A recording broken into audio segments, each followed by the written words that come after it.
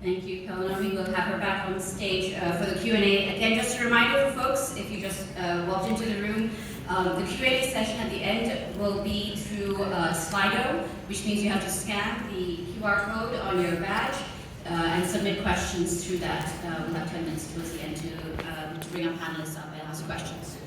So I'd like to introduce our next speaker.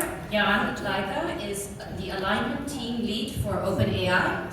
He co-leads the super alignment team at OpenAI, where he's been involved in the development of InstructGPT, ChatGPT, and the alignment of GPT-4.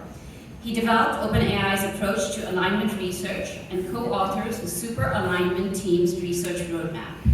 Prior to OpenAI, he was an alignment researcher at DeepMind, where he prototyped reinforcement learning from human feedback. He holds a PhD in reinforcement learning theory from the Australian National University. In 2023, Time magazine listed him as one of the 100 most influential people in AI.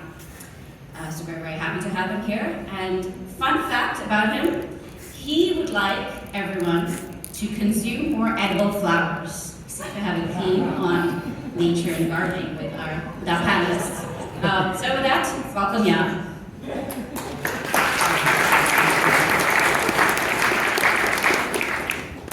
Yeah, thanks a lot for having me. Just to clarify, you don't have to eat edible flowers if you don't want to. I just think they're great and we should be an option.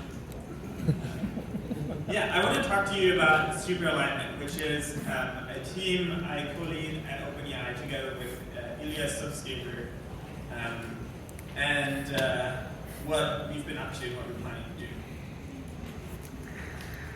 So we believe super intelligence could arrive this decade. Let's hold on for a moment and think back to GPT-1. GPT-1 was a model that would struggle to string together a coherent sentence. And if you contrast that with GPT-4, a model that now assists millions of people every day in their actual jobs, that's a pretty big difference. And now remember, there's only 4 years between GPT-1 and GPT-4. Progress has been quite fast, in my opinion, and there's no reason to think that it's slowing down. So I can only imagine what the next 6 years will have in stock for us. The next thing is that nobody actually knows how to align superintelligence. Nobody knows how to make it follow human intent, enable human flourishing, or stop it from going rogue and taking over. So this is a very complex problem that has many facets, and the aspect that we are focusing on is what we believe to be a core technical problem of this challenge, which is how do we supervise AI systems that are much smarter than humans?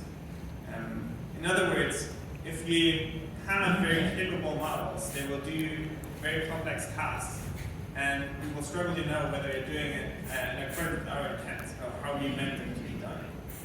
So for example, imagine you have GPT-7 and you ask it to write 1 million lines of code. And the model writes the code, and now how do you know that this is actually the code that you wanted? Right? There's no way that you're going to find all the bugs in 1 million lines of code. And in fact, humans are pretty bad at finding bugs in code. That's why there's so much shitty software involved. And so, because of this, the current state-of-the-art alignment techniques, such as reinforcement learning from human feedback, will not scale to these kind of models, because they fundamentally assume that humans understand what AI systems are doing, and thus can give feedback effectively on a proposed answer. So how are we going to solve this problem? This is our plan. I have slightly abbreviated it because the full one didn't fit on the slides. So first, we want to figure out how to make the first superhuman AI systems sufficiently aligned, in particular, on the task of doing alignment research.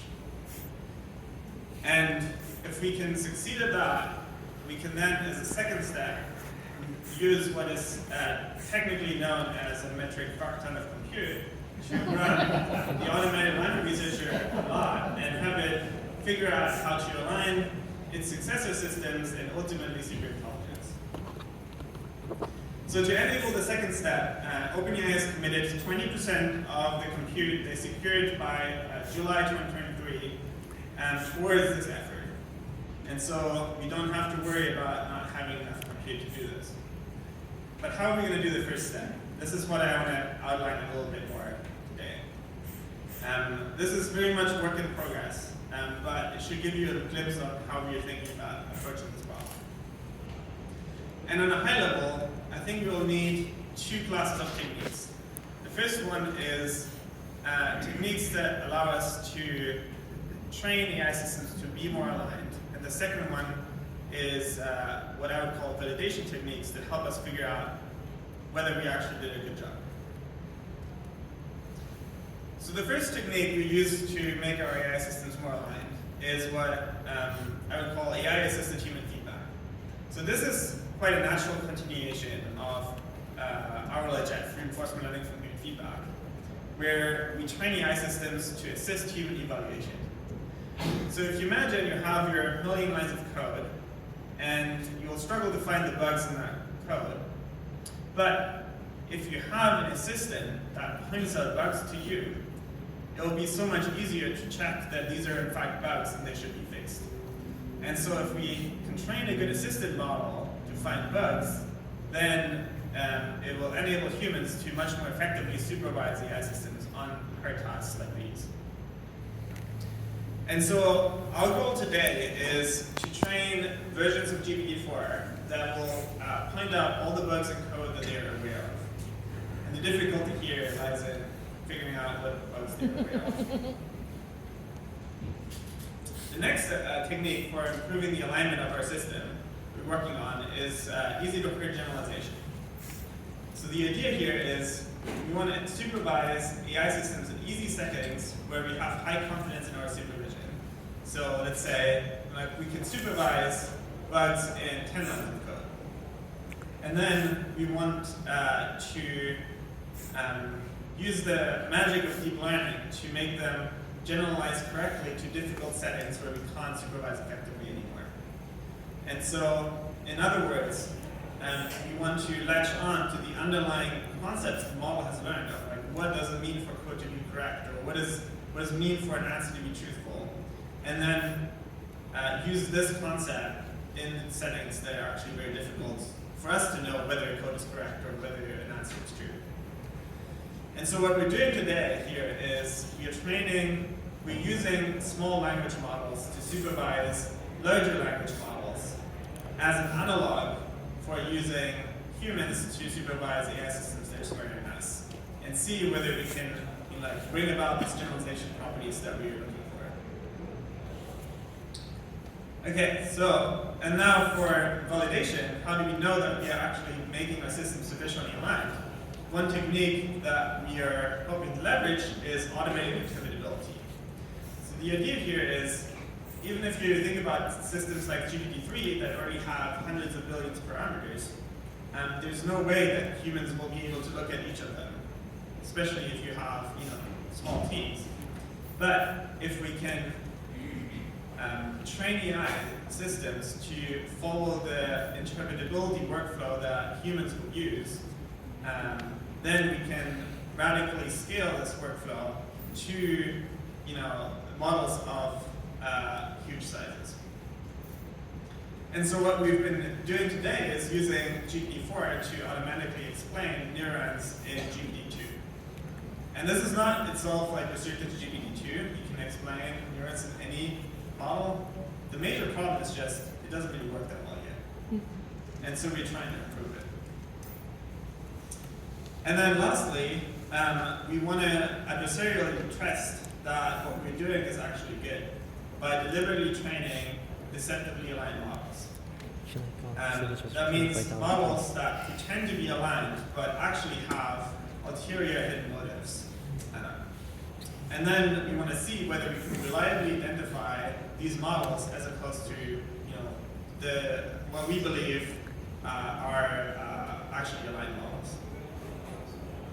And so what we're doing today is training a version of ChatGPT that has a hidden agenda or a misaligned personality, and then seeing whether what we can learn studying it empirically.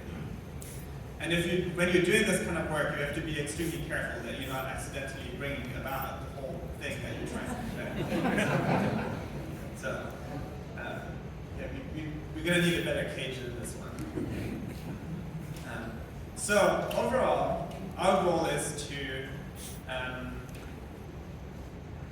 figure out the problem of how to align superintelligence in the next 3 years and 8 months. This is a very ambitious goal, and we are not guaranteed to succeed at this effort. But we think fundamentally that this is a very solvable problem, and that with focus and dedicated effort, we can solve it. So here's what you can do. So first of all, be engaged and informed. Listen to the AI experts, don't listen to the pundits.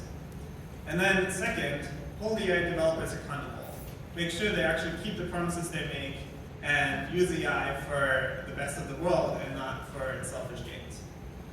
And then thirdly, if you're interested in working on alignment research yourself, consider joining us, or consider joining alignment teams in other AI labs. And that's it. I'm looking forward to chatting to you all about it.